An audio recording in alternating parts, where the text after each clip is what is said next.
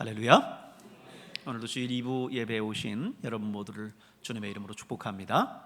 여러분의 영혼이 잘된 것처럼 범사가 잘되고 강건한 은혜가 있기를 바랍니다. 오늘 본문 사도행전 13장은 예루살렘에서 체포된 바울이 총독 베스도와 그리고 아그리파 2세 앞에서 자신을 변론하는 장면입니다. 그런데 오늘 본문의 내용을 보면요, 바울은 자신을 변론하는 건지 아니면 감히 재판장인 베스도와 헤롯을 전도하고 있는 것인지 알 수가 없어요. 자기가 예수 믿게 된 그 간증부터 시작해서요, 감히 이 베스도와 헤롯을 전도를 하고 있습니다. 그래서 그 말을 듣다 못해 베스도가 크게 소리를 지르죠. 바울아, 네가 미쳤도다. 네 많은 학문이 너를 미치게 했다. 이렇게 이야기합니다. 그래서 바울이 뭐라고 얘기해요? 베스도가 가요, 내가 미친 것이 아니요 참되고 온전한 말을 하고 있습니다. 이렇게 얘기합니다. 아닙니다. 저는 온전한 정신을 가지고 지금 진실되게 말씀을 드리고 있는 겁니다 라고 말하고 있어요. 여기서 끝나지 않죠. 바울은 더 나가서 이제 아그리파 왕에게도 이야기합니다. 아그리파 왕이요, 왕은 선지자를 믿으시나이까? 믿으시는 줄 아나이다. 저는 당신이 믿는 그 구약의 선지자들이 이스라엘 백성들을 향해서 외치고 선포하는 것들을 지금 전하고 있었습니다. 그렇게 얘기해요. 그랬더니 아그리파 왕이 바울아, 네가 적은 말로 나를 권해서 그리스도인이 되게 하려는도다 이야기하죠. 그러자 바울이 아그리파 왕이요, 저는 오늘 여기 있는 모든 사람도 내가 이렇게 결박된 것 외에는 나와 똑같이 되기를 원하나이다. 한치의 물러섬도 조금의 두려움도 떨림도 없습니다. 도대체 어디서 이런 담대함과 용기가 났을까요? 저는 오늘 베스도 총독이 바울에게 한 말을 주목해 보려고 합니다. 바울아, 네가 미쳤도다. 네 많은 학문이 너를 미치게 하였도다. 여러분, 여기서 미쳤다라고 하는 말은요, 사전적인 의미를 찾아보면 첫 번째로는 먼저 정신이 이상이 생겨서 정상적이지 않은 상태가 되다라고 이렇게 정의를 하고 있습니다. 제정신이 아닌 상태, 정신 분열증을 앓는 사람들, 최근 우리말로는 조현증이라고도 이야기를 하죠. 그런데 이 조현증 환자가요, 대략 한 10만 명 정도 등록되어 있다고 합니다. 사실 가족들이 밝히기를 꺼려서 그렇지 실제로는 40만 명이 넘는다라고 해요. 근데요, 여러분, 이 정신분열증에 걸리면 정말 심각합니다. 겉은 멀쩡해요. 근데 할 수 있는 게 아무것도 없습니다. 대표적인 증상이 환청을 듣는다든지 아니면 망상을 꾼다든지 횡설수설 이상한 행동들을 합니다. 그리고 누군가 나를 감시하고 있다, 나를 조종하고 있다, 이렇게 피해망상과 과대망상에 시달려요. 끊임없이 중얼중얼 혼잣말을 합니다. 베스도가 바울을 향해서 지금 미쳤다라고 말한 것은 이 의미 속에서 얘기한 거예요. 바울아, 내가 지금 제정신이 아니다. 네가 가말리엘 문화에서 공부를 너무 많이 하고 유대교와 율법에 정통할 정도로 너무 거기에 몰입하더니 네가 드디어 미쳤구나, 이렇게 말하는 거죠. 근데 여러분, 성경을 보면 사실 이 바울만 미친놈 취급당한 게 아니에요. 창세기를 보면 노아가 나오죠. 노아가 하나님의 명령에 따라서 방주를 짓는데 어디서 지어요? 산 꼭대기에다가 방주를 짓습니다. 원래 방주는 어디에서 지어야 맞아요? 강가나 바닷가에 지어야죠. 그래서 다 지은 다음에 이제 물에 띄워야 될 거 아닙니까? 근데 이 할아버지가 산 꼭대기에다가 방주를 짓고 있어요. 그래서 사람들이 다 저 할아버지 노망났다고, 미쳤다고 손가락질을 하지 않습니까? 사실 우리 예수님도 또 마찬가지예요. 예수님도 각종 병과 또 귀신 들린 자들에게서 귀신을 쫓아내고 하니까 서기관들이 뭐라고 얘기하냐면요, 마가복음 3장에 이런 얘기를 해요. 야, 그거는 귀신의 왕 바알세불을 힘입어서, 다시 말해서 바알세불이 주는 그 힘으로 말미암아 저렇게 귀신을 내쫓는 거야, 이렇게 말을 합니다. 예수도 귀신이 들려서 그렇다, 예수가 지금 미쳐서 그렇다라고 하는 말입니다. 심지어 예수님의 가족들과 친척들도요, 예수님이 미쳤다라고 생각했어요. 그래서 예수님을 데리러, 예수님을 붙잡으러 나옵니다. 또 성령을 받은 제자들은 어떻습니까? 제자들이 성령 충만해서 방언을 말하며 기도하니까요, 유대인들이 그걸 보면서 미쳤다, 미쳤다 이 얘기를 했어요. 그렇다면 여러분, 정말 바울이 미쳤고 노아가 미쳤고 예수님이 미쳤고 그리고 제자들, 성령 받은 제자들이 미쳤습니까? 귀신이 들려서 제정신이 아닌 건가요? 아니죠. 저는 두 번째 사전적 의미에 주목하기를 원해요. 두 번째 사전적인 의미, 미쳤다라고 하는 의미가 어떤 말이냐면, 관심을 보이는 정도가 정상적인 경우보다 지나치게 심하거나 비정상적으로 열중하다 할 때 미쳤다라고 하는 표현을 씁니다. 이거는 부정적인 의미와 긍정적인 의미 두 가지를 다 가능케 하는데요, 가령 요즘 그가 여자에 미쳐서 일을 제대로 못해, 그가 골프에 미쳐서 틈만 나면 필드로 나가, 이거는 부정적인 의미겠지요. 하지만 저 사람이 공부에 미치더니 드디어 전교에서 1등을 했어, 이거는 긍정적인 의미일 겁니다. 미국의 사상가 에머슨이 이런 말을 했어요. 열심히 없이 성취한 위대한 일은 하나도 없다. 열심히 없이 성취한 위대한 일은 하나도 없다. 이 비슷한 사자성어가 불광불급이라는 말입니다. 불광불급. 이 말은요, 미치지 않으면 미칠 수 없다, 미치지 않으면 다다르지 못한다, 미쳐야 이룰 수 있다 라고 하는 뜻이에요. 사람이 무슨 일을 할 때 미친 듯이 그거에 몰입해 나가야 원하는 목표에 이를 수 있다라고 하는 뜻입니다. 근데 여러분, 정말 그렇지 않습니까? 세상에 뭔 큰 일을 하려면요, 미치지 않고는 할 수가 없습니다.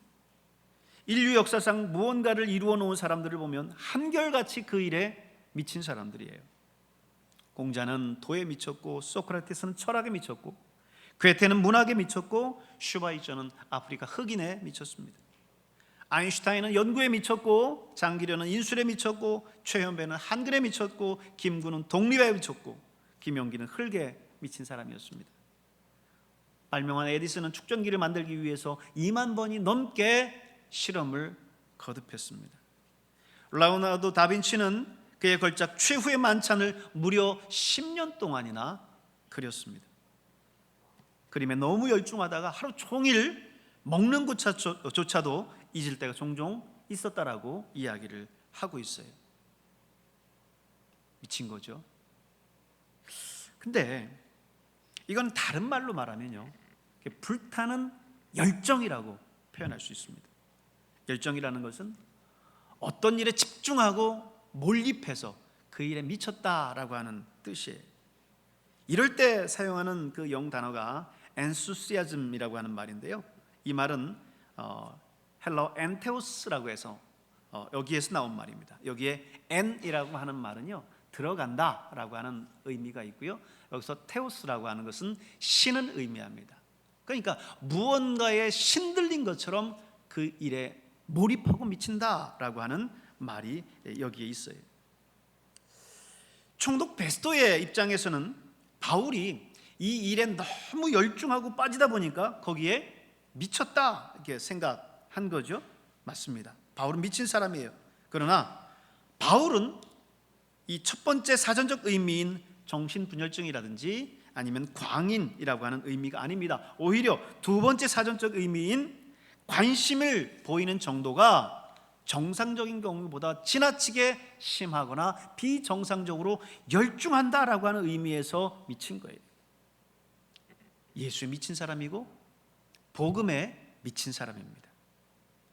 그렇습니다. 모든 것은 미쳐야 그 정수가 보여요. 깊이 들어가야 그 본질을 알 수 있습니다. 바울은 예수에 미쳤고요, 예수의 진가를 받고요, 복음의 정수를 깨달은 겁니다.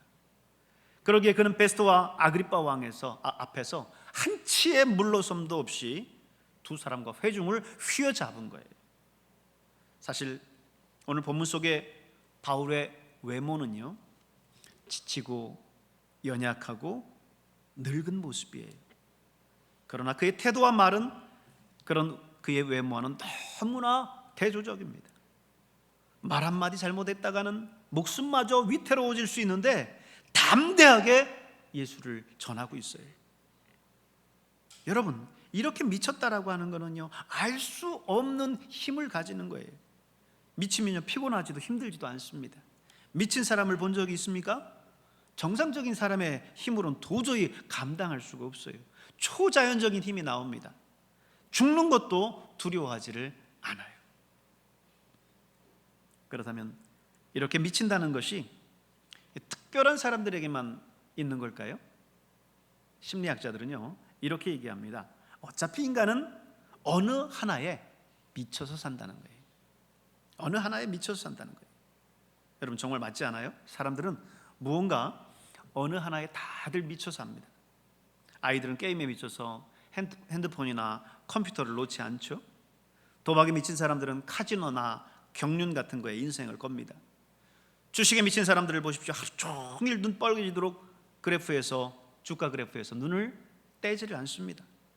쇼핑에 중독되고 식도락에 중독되고 축구나 야구 사이클과 등산과 같은 운동에 미치기도 합니다.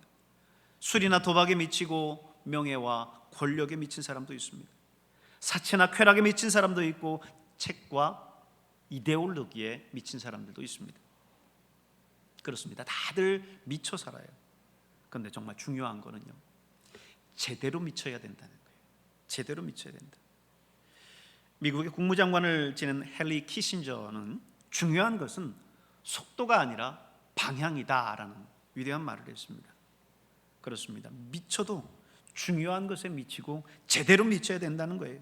올바른 방향을 잡고 죽도록 미쳐도 후회하지 않을 그것을 위해서 미쳐야 한다라는 거예요. 사도 바울은요, 29절에 여기 있는 모든 사람들이 다 나와 같이 되기를 원합니다, 이렇게 당당하게 말할 수 있었던 겁니다. 이 생과 내 생에 가장 가치 있는 이 예수, 이 믿음에 제대로 미쳐라 라고 말하는 거죠. 그러므로 사랑하는 여러분, 제대로 미칠 수 있길 바랍니다. 양화진에 가면요, 외국인 선교사 묘역이 있어요. 거기에 최초로 묻힌 선교사 존 헤론이 있습니다. 헤론은요, 테네시 대학교 개교 이래 최우수 성적으로 테네시 의과대학을 졸업했습니다. 학교 측은 그에게 모교에서 후배들을 양성하면서 교수로 남아줄 것을 끈질기게 권유했어요. 하지만 헤론은 그걸 단호히 거절하고 조선에 선교사로 가겠다라고 말했습니다. 그리고 결혼하자마자 바로 일본으로 가서 1년 동안 거기에서 이수정이라고 하는 사람으로부터 조선의 문화와 풍속을 익히고 조선말을 배우다가 1885년 6월 21일 마침내 조선에 입국합니다. 존 헤론은 조선에 들어와서 알렌을 뒤이어서 광해원 제2대 원장을 맡고 고종의 주치의가 돼요. 그는 광해원을 특권층만이 아니라 가난한 백성들을 돌보는 병원이 되어야 된다라고 하는 일념으로 제중원이라고 이름을 바꿔요. 덕분에 수많은 가난한 백성들이 몰려들었고요, 제중원은 눈코 뜰 새 없이 바빴습니다. 이 제중원이 오늘날 세브란스 병원의 전신이에요. 눈코 뜰 새 없이 바쁜 경무에 시달린 헤론은요, 5년 만에야 비로소 가족들과 함께 남한산성으로 휴가를 떠납니다. 그런데 제중원에서 위급한 환자가 있다라고 하는 전가를 받아요. 그날따라 비가 억수같이 쏟아졌습니다. 하지만 헤론은 그 즉시 그 모든 일정들을 다 취소하고 제중원으로 향했어요. 그 모든 비를 맞으면서 밤새 이동해서 제중원에 도착했습니다. 하지만 그는 이 모든 경무로 인해서 그만 쓰러지고 말았고 결국 양화진 선교사 묘원에 안치되는 첫 번째 선교사가 됐습니다. 테네시 대학 교수의 자리도 뿌리치고 편안하고 안락한 삶을 포기하면서 이 땅에 복음의 횃불을 들고 찾아왔었던 선교사 헤론, 그는 그렇게 한국에 온 지 5년 만에 사랑하는 아내와 두 딸을 남기고 1890년 7월 26일 33세의 젊은 나이에 생을 마감했습니다. 헤론뿐만이 아니에요. 한국어를 유창하게 잘했었던 전킨 선교사님은요, 추운 겨울에 자신의 몸을 돌보지 못하고 이 마을 저 마을 뛰어다니면서 복음을 전하다가 급성 폐렴에 걸려 죽습니다. 클렉 선교사님과 시릴 로스 선교사님은 어린 자녀들을 제대로 돌보지 못해서 어린 자녀들을 먼저 하나님 곁으로 보냈습니다. 양화진 선교사 묘역에 가면요, 예수에 미쳐서 세계 지도 속에 존재 자체도 몰랐었던 척박한 조선 땅에 와서 자신의 젊음을 바쳐 썼던 선교사들의 이야기가 고스란히 담겨져 있습니다. 그들은 모두 자신의 나라에서 대학 교수로, 사업가로, 심지어는 미국의 부통령으로 지정되었음에도 불구하고 그 자리를 아무런 미련도 없이 떠나보내고 이 땅에 왔어요. 왜요? 무엇 때문이었을까요? 무엇이 그들로 하여금 가난하고 버림받은 이 땅에 와서 하나밖에 없는 천하보다 귀한 자신의 생명을 바치게 했을까요? 그것은 한마디로 예수에 미쳤기 때문입니다. 우리가 받은 복음은 이렇게 예수에 미친 사람들 때문에 가능했어요. 그들의 열정이 있었기 때문에 오늘의 한국교회가 있을 수 있는 겁니다. 오늘의 이 한국교회가 이렇게 부흥하고 건강한 교회로 성장할 수 있었던 것들은 바로 이렇게 예수에 미친 사람들이 있었기 때문이에요. 만약 저들이 자신의 출세만을 위해서, 자신의 가정의 행복만을 위해서 미쳤다고 한다면 과연 오늘 한국교회의 부흥이 있을 수 있었을까요? 그러므로 오늘 우리는 이들에게 다 빚진 사람들입니다. 빚이 있으면 갚아야 되겠죠. 그렇다면 오늘 우리 역시 예수에 미친 사람들이 되어야 돼요. 예수를 위해서, 복음을 위해서 미쳐야 됩니다. 예수에 미친 그들이 품었었던 그 뜨거운 복음의 열정이 오늘 우리의 심장 가운데 여전히 고동쳐야 됩니다. 우리의 심장 속에 잠자고 있는 그 거룩한 열정들이 오늘 우리 안에서 다시금 깨어날 수 있길 바랍니다. 그래서 이 땅에 많은 아직도 하나님을 알지 못한 수많은 사람들에게 오늘 사도 바울이 베스도와 아그리빠 앞에서 담대하게 예수를 전했던 것처럼 오늘 우리 역시 이 복음의 말씀들을 우리 주변에 있는 다른 사람들에게 담대하게 전할 수 있는 저와 여러분 될 수 있기를 주님의 이름으로 축복합니다. 기도하겠습니다. 은혜로우신 하나님 아버지, 오늘 예수에 미쳤었던